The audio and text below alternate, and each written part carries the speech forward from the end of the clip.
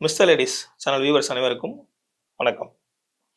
இன்னைக்கு நம்ம பார்க்க போற டாபிக் எதை பத்தி அப்படின்னு பார்த்தீங்கன்னா, இருதயம், உங்களுடைய ஹார்ட்டை பத்தி, அங்க வரக்கூடிய எல்லா விதமான பிரச்சனையும் பத்தி. அப்போ இன்னைக்கு நம்ம இப்ப இருக்கக்கூடிய ரீசன்ட் டைம்ல அதிகமான நம்ம சோசியல் மீடியாவோ எதை எடுத்து பார்த்தாலும், இல்ல நம்ம கண்டிப்பா நாமளே கூட அந்த சிச்சுவேஷனை வந்து ஃபேஸ் பண்ணியிருப்போம். என்னன்னு பார்த்தீங்கன்னா, சின்ன வயசா இருக்கும். நல்லா இருந்தாரு. இறங்கி இப்ப தான் வெளிய போனாரு. உட்கார்ந்து இருந்தாரு, சாப்பிட்டு இருந்தாரு. இதெல்லாம் சொல்லுவோம். திடீர்னு நெஞ்சு வலி வந்துருச்சுங்க. இறந்துட்டாரு அவரு அப்படின்னு சொல்லுவோம். நெஞ்சு வலி எப்ப வருதுன்னே தெரியல. அது மட்டும் இல்லாம இப்போ சில இன்ஜெக்ஷன்லாம் போட்டாங்க. அதெல்லாம் போட்டு நெஞ்சு வலி வருதுங்க. அப்படின்னு எல்லாமே வந்து நெறைய பேர் சொல்லிட்டு இருக்காங்க. ஸோ அதுக்கு என்ன பண்றது? உண்மையாவே வந்து உங்களுடைய இருதய வலி, ஹார்ட் அட்டாக்ன்னு சொல்றது எதுவுமே உங்களுக்கு சொல்லாம சடனா ஏற்படுமா? அப்படின்னு பார்த்தீங்கன்னா, அது உண்மையே கிடையாது. கண்டிப்பாக உங்க உடலுக்கு வந்து அறிவு ரொம்ப ஜாஸ்தி. அந்த உடல் உங்ககிட்ட இதுக்கான இந்த பிரச்சனை வரப்போகுதுன்றத முன் அறிவிப்பா நெறைய தடவ உங்களுக்கு சொல்லியிருக்கும். இது தெரியாம விட்டதுனால தான் ஒரு நாள் வந்து அது சடனா வருது. அப்படியாப்பட்ட சில அறிகுறிகள் நம்ம வந்து இந்த வீடியோல பார்க்கலாம். இந்த அறிகுறிகள் இருந்தா, இத கேட்ட உடனே வந்து யாரும் பயப்பட தேவையில்ல. சாதாரணமா போய் செக் பண்ணிக்கோங்க. செக் பண்ணிட்டு இருக்கா இல்லையான்றத தெரிஞ்சுக்கலாம். அதுக்கு முன்னாடி இந்த அறிகுறிகள் என்னன்ட்டு பார்ப்போம். ஃபர்ஸ்ட்டு நம்ம நெஞ்சு வலி அப்படின்னு சொன்னாலே நம்ம என்ன சொல்லுவோம்னா, நெஞ்சில இங்க வலிக்குது அப்படின்னு சொல்லிடுவோம். உடனே நெறைய பேர் என்ன பண்ணுவோம் அப்படின்னா, இது ஒரு சாதாரண ஒரு கேஸ்ட்ரிக் பெயினா இருக்கலாம். அதனால நம்ம பூண்டு குழம்பு வச்சு சாப்பிடலாம். இல்ல ஏதாவது வந்து கேஸ்ட்ரிக் மருந்த போட்டுக்கலாம் அப்படின்னு நினைப்போம். அப்படி இல்லாம, இப்ப இருக்கக்கூடிய சிச்சுவேஷன்ல போய் அத வந்து ஒரு செக் பண்ணிக்கிறது ரொம்ப நல்லது.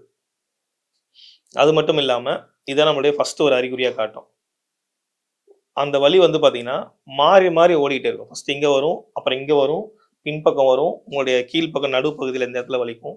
அந்த மாரியான இந்த வலி வந்து மாறிக்கிட்டே இருக்கு அப்படின்னா, அது வந்து ஒரு கேஸ்ட்ரிக்கா இருக்கிறதுக்கு வாய்ப்பு இருக்கு. பட் அந்த வலி ஒரே இடத்துல பாயிண்ட் அவுட் பண்ணுவாங்க. கரெக்ட்டா அவங்களே சொல்லுவாங்க. நீங்க எங்க வலிக்குதுன்னு கேட்டீங்கன்னா, பாயிண்ட் அவுட் பண்ணி அவங்க சொல்லுவாங்க. அந்த பாயிண்ட் அவுட் பண்ணி சொல்ற இடத்துல இருந்து, அந்த வலி வந்து அப்படியே வந்து அகலமாயிட்டே, பெருசாயிட்டே போகும். விரிவடைஞ்சுக்கிட்டே இருக்கும். அந்த மாரி இருந்தது அப்படின்னா, உடனே போயிட்டு ஒரு டாக்டர பார்த்து, இத வந்து செக் பண்றது ரொம்ப நல்லது. அது இல்லாம, இது இது வந்து ஹார்ட் அட்டாக் வந்த நம்மகிட்ட வர நெறைய கிளையன்ட் கிட்ட கேட்கக்கூடிய ஒரு கேள்வி என்னன்னு பார்த்தீங்கன்னா, உங்களுடைய இருதயம் வலி வர்றதுக்கு முன்னாடி, கண்டிப்பா இடது கையில வந்து வலி வர ஆரம்பிச்சுரும். அந்த வலி ஒண்ணு மேல இருந்து கீழ சுண்டு விரல் வரைக்கும் அந்த வலி வந்து இறங்க ஆரம்பிக்கும். இது நெஞ்சு வலி வரக்கூடிய ஒரு 2 நாட்களுக்கு முன்னாடியே வந்து இந்த வலி வர ஆரம்பிச்சுரும்.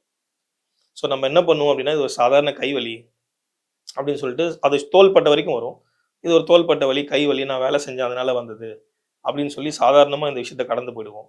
ஏன் அப்படின்னா, நெறைய பேருக்கு வந்து நெஞ்சு அதாவது ஹார்ட் டைரக்ட்டா அங்க பெயின் இல்லாம, இந்த பெயின் வந்து அதிகமா வர ஆரம்பிச்சுரும். இது ஒரு அறிகுறி. இன்னொரு அறிகுறி பார்த்தீங்கன்னா, நடந்து போவாங்க. நல்லா நடந்துகிட்டே இருப்பாங்க. அப்போ அவங்களுடைய கெண்ட கால் சதை, உங்களுடைய செகண்டரி ஹார்ட் அப்படின்னு சொல்லக்கூடிய கெண்ட கால் சதை, அந்த சதை பகுதியில வந்து பார்த்தீங்கன்னா, வலி ஏற்பட்டுரும். நம்மகிட்ட வர நெறைய பேருக்கு வந்து பார்த்தீங்கன்னா, பிபி இருக்கான்னு கேட்போம். இருக்குன்னும்போது பார்த்தீங்கன்னா, அவங்களுக்கு கெண்ட கால் சதையில வந்து நீங்க நம்ம வறுமை எண்ணெய போட்டு, அவங்களுக்கு வறுமை தைலம் போட்டு நீங்க நீவி விட்டீங்க அப்படின்னா, அங்க ஒரு வலி வந்து அது தாங்க முடியாத வலியா இருக்கும். இவங்க என்ன பண்ணுவாங்க அப்படின்னா, அதிகமான வந்து நடைப்பயிற்சி, இல்ல அப்படின்னா ஒரு ஜிம் போயிட்டு அவங்களுடைய காஃப் மசில் அந்த கெண்டக்கால்ஸ்ன்னு அந்த சதைய மட்டும் இவங்க வந்து ஸ்ட்ரென்தன் பண்ணிட்டே இருப்பாங்க. அதுக்கான எக்சர்சைஸ் பண்ணுவாங்க. ஸோ அப்ப ஏன் அப்படின்னா, அந்த வலி ஏன் வருது அப்படின்னா, உங்களுடைய ரத்தத்த மேல சிஸ்டாலிக் மூவ்மென்ட் அத குடுக்குறதுக்காக மேல புஷ் பண்ணி தள்ளணும். அத தள்ள முடியாம உள்ளுக்குள்ள திணறுது அப்படின்றத வலியா அவங்களுக்கு வந்து காட்டிடும். அந்த மாரி வலி இருந்தாலோ, அத தொடர்ச்சியா நான் சொல்லக்கூடிய இந்த சிம்ப்டம்ஸ் எதா இருந்தாலோ, இம்மீடியட்டா போயிட்டு ஒரு டாக்டர போய் பார்த்து செக் பண்ணிடணும். இப்ப இன்னொரு அறிகுறி என்ன சார் அப்படின்னா, உங்களுடைய தொண்டை பகுதியில ஏதோ ஒரு அடைச்சிட்டு இருக்க மாரி இருக்கும். நெஞ்ச சுத்தி வந்து பாரமா இருக்கும். இப்ப இந்த மாரி வந்து நெஞ்சு பகுதி வந்து ரொம்ப பாரமா இருக்கு. தொண்டையில ஒரு அடைப்பு ஏற்பட்டிருக்கு அப்படின்னா, இம்மீடியட்டா வந்து உடனே போயிட்டு ஒரு டாக்டர போய் பார்க்கறது ரொம்ப நல்லது.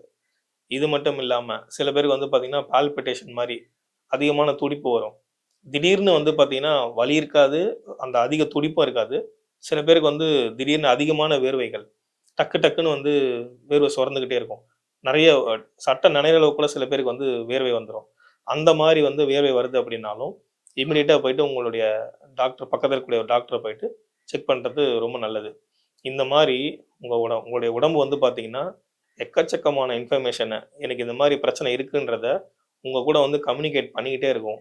இதெல்லாம் கவனிக்காத இருக்கவங்களுக்கு மட்டும் தான் சடனா ஹார்ட் அட்டாக் வருமே தவிர, யாருக்குமே எதுவுமே சொல்லாம திடீர்னு வந்து ஒரு சடனா ஒரு ஹார்ட் அட்டாக் வருது அப்படின்றது, இதுவரைக்கும் யாருக்கும் வந்ததே கிடையாது. இந்த மாரியான சிம்ப்டம்ஸ் கண்டிப்பா தெரியும். இத நெறைய பேர் வந்து ஒமிட் பண்ணிடுவோம். சரிங்க சார். இப்ப ஹார்ட்லாம் இருக்குன்னு சொல்லிட்டாங்க, பிளாக்லாம் இருக்குன்னு சொல்லிட்டாங்க அப்படின்னா, எதுக்கு இப்ப நம்ம இந்த விஷயத்த சொல்றோம் அப்படின்னா, இத கண்டுபிடிச்சிட்டீங்க அப்படின்னா, இயற்கையான மருத்துவத்தில கண்டிப்பா வந்து இத எளிமையா சரி செஞ்சுக்க முடியும். இத கண்டுபிடிக்காம விட்டீங்கன்னா, எந்த மருத்துவத்தாலயுமே வந்து காப்பாத்த முடியாத நிலைமை இன்னைக்கு நெறைய பேருக்கு இருக்கு. சரி சார், இப்ப அந்த இன்ஜெக்ஷன்லாம் போட்டோம் இல்லைங்களா? அவங்கலாம் வந்து பார்த்தீங்கன்னா, சடனா தான் வருது. இந்த மாரி எதுவுமே காட்டல அப்படின்லாம் சொல்றாங்க. அப்படி இதயம் வந்து அடைப்பு இருந்தாலும் சரி, எனக்கு அதெல்லாம் இல்ல சார் அப்படின்னாலும் சரி, இன்னைக்கு இந்த காலகட்டத்தில கட்டாயமா நான் சொல்லக்கூடிய இந்த ஒரு கஷாயத்த வந்து பார்த்தீங்கன்னா, இத கஷாயமா வச்சுக்கலாம், இல்ல ஒரு காஃபியா வச்சுக்கலாம். ஒரு ஹெர்பல் ட்ரிங்க்ஸ்ன்னு வச்சுக்கோங்க. ஹெல்த்தி ஹெர்பல் ட்ரிங்க்ஸ் அந்த மாரி வச்சுக்கோங்க. அத வந்து கட்டாயமா வாரத்துக்கு ஒரு 1 முறையோ அல்லது 2 முறையோ வந்து எல்லா நபர்களுமே எடுத்துக்கிறது வந்து ரொம்ப ரொம்ப நல்லது. குறிப்பா சர்க்கரை நோயாளிகள் கூட அதிகமான வந்து கார்டியோபதி வந்து வர வாய்ப்பு இருக்கு. அவங்களுக்கும் வந்து பார்த்தீங்கன்னா, இப்ப நம்ம சொல்லக்கூடிய அந்த ஒரு காஃபி, இத காஃபின்னே சொல்லுவோம். காஃபி அத வந்து எடுத்துட்டீங்க அப்டின்னா, உங்களுக்கு வந்து இருதயம் சம்மந்தப்பட்ட சகல விதமான பிரச்சனைகளும், வலி இருக்கு, இல்ல, வரும், வராது, சடனா வந்தத நான் எப்படி கண்டுபிடிக்கிறது? அப்படிலாம் பார்க்காம விட்டுட்டு, இத எடுத்துக்கிட்டு வர வர சரியாயிடும். அது என்னன்றத நம்ம பார்ப்போம். உங்களுக்கு வந்து ஒரு 3 விதமான ஒரு பட்டை இருக்குங்க. நம்ம சொல்லக்கூடிய இந்த கஷாயம் வந்து பார்த்தீங்கன்னா, இந்த காஃபி வந்து பார்த்தீங்கன்னா, கண்டிப்பாக நாட்டு மருந்து கடையில கிடைக்கும். இத தேடி பார்த்தீங்கனாலே கண்டிப்பா கிடைக்கும். இது கிடைக்காத பொருள் எதுவுமே கிடையாது. இதுல சொல்லக்கூடிய எல்லா பொருளுமே வந்து உங்களுக்கு நாட்டு மருந்து கடையில கிடைக்கும். ஒரு பொருள தவிர. அது என்ன பொருள் நான் சொல்றேன். ஃபர்ஸ்ட் வந்து ஒரு 3 பட்டை. இந்த பட்டை எல்லாமே வந்து நாட்டு மருந்து கடையில பொடியாவே கிடைக்கும். அது என்னன்னு பார்த்தீங்கன்னா, அரசம் பட்டைன்னு சொல்லுவாங்க. அரசம் பட்டை பொடி நாட்டு மருந்து கடையில கிடைக்கும். அதுக்கப்புறம் வந்து பார்த்தீங்கன்னா, வில்வ மரத்து பட்டை. வில்வ மரத்து பட்டை பொடின்னு கேட்டீங்கன்னாலும் நாட்டு மருந்து கடையில கிடைக்கும். மருதப்பட்டை பொடி. மருதப்பட்டை பொடின்னு கேட்டீங்கன்னாலும் நாட்டு மருந்து கடையில கிடைக்கும். இந்த 3 பட்டையும் எடுத்து ஒரு 10 கிராம் அளவு நீங்க பொடி பண்ணி வச்சுக்கலாம். இல்ல பொடியா இருக்கிறதுனால 10, 10 கிராம். ஒரு பட்டையிலயும் 10, 10 கிராம் எடுத்து தனியா வச்சுக்கோங்க. அதுக்கப்புறம் ஜாதிக்காய். அதுவும் வந்து நாட்டு மருந்து கடையில கிடைக்கக்கூடிய ஒரு பொருள் தான். சாதி பத்திரி.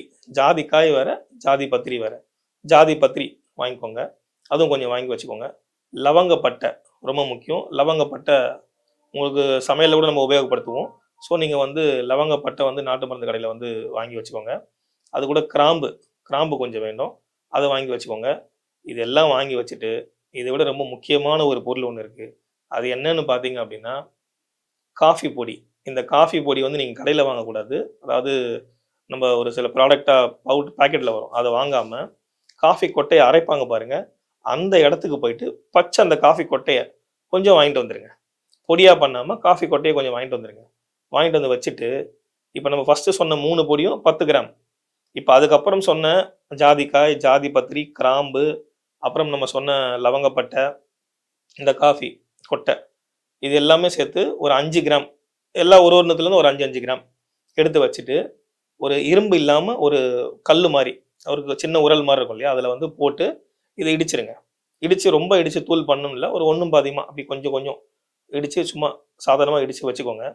வச்சுட்டு ஒரு 2 டம்ளர் தண்ணி எடுத்துக்கோங்க. இது எல்லாத்தையுமே வந்து அந்த தண்ணீல போட்டு நல்லா கொதிக்க வச்சுருங்க.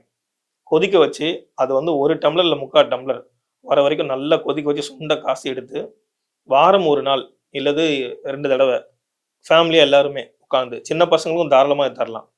இது வந்து நீங்க அவுன்ஸ் கணக்குல குடுக்கணுமா சார்? மெஷர்மென்ட் இருக்கா? அதெல்லாம் ஒண்ணுமே இல்ல. சாதாரணமா ஒரு காஃபி மாரி, ஒரு ஹெல்த்தி ட்ரிங்க்ஸ்ன்னு முன்னாடியே சொல்லிட்டேன். அந்த மாரி குடிச்சிட்டு வாங்க. குடிச்சிட்டு வரும்போது, உங்க இதயத்தில ஏற்படக்கூடிய அடைப்பு, அது இல்லாம வந்து மசில் வந்து வீக் ஆயிடுச்சுன்னு சொல்லுவாங்க. நீண்ட நாட்கள் வந்து மாத்திரை எடுத்துட்டே வந்தாங்க. வீக் ஆயிடுச்சுன்னு சொல்லுவாங்க. அவங்க எல்லாருக்கும் பிரச்சனை இருந்தாலும் சரி, இல்லனாலும் பிரச்சனை வராது. இருக்கிறவங்களுக்கும் குணமாயிடும். ஸோ இந்த ஒரு காஃபிய வந்து உபயோகப்படுத்தி பாருங்க எல்லாரும். கண்டிப்பா உபயோகப்படுத்துங்க. இத உபயோகப்படுத்திட்டு எப்படி இருக்குன்னு சொல்லுங்க. இயற்கையான முறையில, நல்ல முறையில எல்லாருமே ஆரோக்கியமா இருக்கணும்னு இறைவனை வேண்டிக்கிறேன். நன்றி, வணக்கம்.